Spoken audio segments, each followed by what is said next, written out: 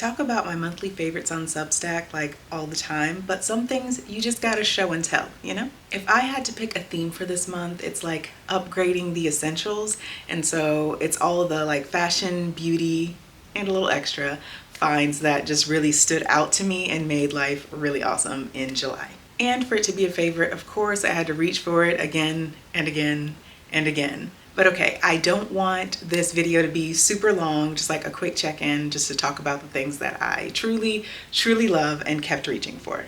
Right, so the first thing is sticky cakes. I literally might never wear a bra again, for real. I have the grippy ones and I love wearing them with more form-fitting tops because going braless is just like the best feeling ever. But there's some things that just require just something to stick on and work well. Like if you're wearing something that's a little looser and backless, these are gonna be for you. I got the circle ones and I got the triangles. They're amazing. They came in a bundle and now you get a discount for the bundle if I remember correctly. I got a bundle in both of them. Super easy to clean, super easy to apply, and if your algorithm is tuned anything like mine, you've seen them talk about, try not to drop stuff, and there it goes. You've seen them talk about, like, they call it the nip nook right here. It works beautifully so you don't feel like you're ripping off your entire nip when you remove them. And then all you do is like rinse it, let it dry, stick them back in this bag, and they're ready to go for the next time. 10 out of 10 recommend. So comfortable. They stay on all day. I've worn them for like 8-9 hours at a time.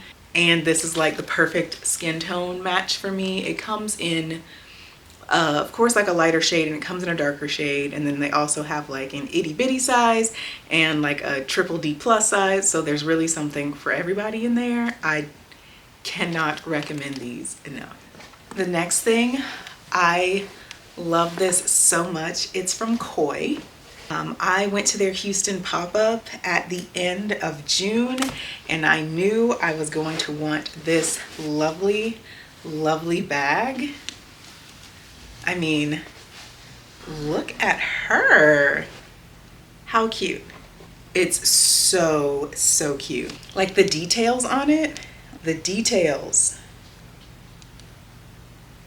Oh, it's adorable. And then you can like flatten it and use it as like a clutch if you want to.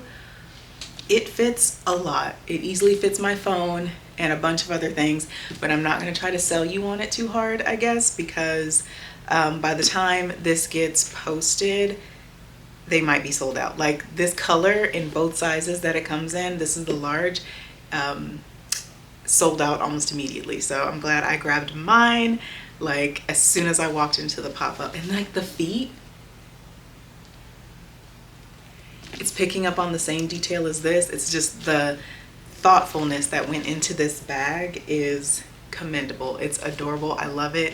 I get so many compliments when I take it out. I'm just in love with it because a lot of my bags are neutral colored and I wanted to focus on getting more fun accessories, and so this one joining the collection has really been an upgrade for me. So very happy with it, very excited about it. Yeah. Oh, and not to mention like what it comes in. This bag is like a microfiber bag and it's the perfect size for it. Like it's made for it to keep it super protected, and then the box itself is velvet, so it just feels like a luxury experience all the way around. I got a pair of earrings from them as well, and it comes in the same like material case. Ugh, 10 out of 10 recommend. Love the brand. I'll be on the lookout for all of their drops. Their earrings are very sculptural, so they're a bit more than I'm used to wearing, but they still add that like elevation to any outfit. So yeah, in love with them. Oh, I guess I should talk about my top. This top is from Marcella NYC. I have a couple of other tops from the brand, similar like mesh details. I really liked that. That's what drew me to them, as well as some of the cutout details that they have. You'll see them more often, but if you follow me on Instagram or Substack, you'll you've seen them, okay? So this one, I forget exactly what it's called, but I'm gonna link it down below. But it's really cute because it has this mesh detail at the top that you can wear, you know, like this if you want to. You can have it off on one side. I kind of prefer doing it on this one since I'm reaching and showing, but, or you could do both if you wanted. Totally up to you. I just think it's really cute. It's versatile, easy to work with, easy to wear. I just love it. And I think it also comes in like a white color too. And I have something special. I have a discount code. It is XO DeAndrea. I'm gonna put it in the description box as well as a link to the website. Shop to your heart's content. It gets you 10% off on full price purchases, and that's not why it's included in a favorite. I've been shopping the brand for a while. I'm just really happy that I can give you a discount if you want it. And because I can't help it, let's talk nails. How cute are these? Like, they look like my nails but better, don't they? So I guess this is a twofer. It's two things that I'm really loving here. The nail polish itself is jelly nail polish. So it's sheer, it's like a pinky sheer. It came in a set of 6. I've used, this is the second shade that I've used, and the other one is like a lighter shade. Still love that one. I think I'm gonna love every single one of them. It is, this is exactly what I wanted for my nails. It's, okay. But the other thing is nail related. I'm wearing them. They're the Après nail tips. I talked about them, or talked about trying them in my, what I think is my last video when I was talking about perfumes. I got them. It's one of their kits. Like, of course, like, you don't have to get the kit, but I didn't know what size nail tips I wanted. So I just kind of went for everything. And I wanted the kit because, one, you can just buy this on its own. This is the Sculpted Almond Short. So you can kind of see the length we're working with. I did not file these. This is exactly what they came as. Well, I filed the thumb just a little bit to make it fit just a little bit better, but that's it. If you can do this at home in just like a couple of hours for way less than going to the salon, why wouldn't you? But I think the kit is really cool. Yeah, because it comes with, I don't knock everything out of here. Like, you can set this in here. You get their curing light. I already had one, but this one is just nice to have. It's really cute. Hang on. So you can stand it if you want to, and, you know, I'm not gonna turn on the light, but you can cure it like this, or you can kind of, I think they call it flash curing, and you just kind of shine it like that. But I thought it was cute. It also comes with a nail file, and then this is why I went ahead and got the kit, because I knew I was gonna want all of these other things. It comes with their like adhesion extend gel, the top coat, and then these 3 over here are really what I wanted. So it is the Gel-X Prep, so it like etches, so like roughs up the tip a bit so stuff sticks better, like these. I used it on my last set of nails and not a single one popped off in 3 weeks. Not one. No lifting, nothing. 10 out of 10 recommend. Primer and their dehydrator. So I forget how much this kit cost, but it was of course cheaper than buying them all separately. So I figured I would just get every single thing I needed in one go. And yeah, love this. And I will tell you the exact shade in the kit that this one is, but you really can't go wrong with any of them. I'm pretty sure all of them look really good. And this was 3 coats? 2 or 3 coats. Either way, if you get it, you'll know when you get to the level where you want your nails to be. But this is what I always wanted when I went to the nail salon, and no matter what picture I was showing them, they never understood the assignment. So now that I can do it myself on my own time and for a fraction of the cost, I'm in heaven. Okay, so you've listened to me this long, just kind of going pretty quickly through the things that I love this month. So it might be safe to say that you like me, right? So since you do, go ahead and subscribe. you should probably go ahead and like this video too, because how am I gonna know you're not hate watching me, you know? So yeah, like and subscribe, and if you really want to make my day, leave me a comment. It could be anything. Have you tried anything that I've talked about already or that I'm about to talk about? Also book recs, but you'll see why I mention that here in just a second. All right, we've got 4 things to go. Let's get it. But okay, since I was just talking about book recs, I finished reading for the second time, well, listening to the Crescent City series. Yeah, I don't like the dramatized versions. That's why the first 2 are like, but I don't like listening to that. Just give me the regular narrator doing their thing. But so I read all 3 of them, and I guess I had finished my reread of the first one when it was announced that Sarah J. Maas, the author, is done with ACOTAR 6. I already read ACOTAR, I already read Throne of Glass, Crescent City, like, I've done it all, right? So really excited about ACOTAR 6. I highly recommend you read all of them. There is an order that you should probably read them in to get the most like fun out of the read. But yeah, I loved it, and I love Bryce Quinlan. She's probably one of my favorite characters. So like I just mentioned, if you have any other book recommendations, please let me know. And I'll tell you right now, I'm already reading Iron Flame. I've read Fourth Wing like 4 times at this point. Iron Flame, this is probably my 3rd time going through it, and then it will be my 2nd time going through Onyx Storm, because if you've read these, you know why we keep rereading them. It's so good. So if you have any other book recommendations, please let me know. There's still so many books out there and so many good stories, so please, if you have recs, tell me. All right, now we're back to beauty. This is something that I'm sure I've mentioned. I don't know if I've mentioned it on the channel yet, but I talk about it all the time on Substack. It is the Cinema Secrets brush cleaner.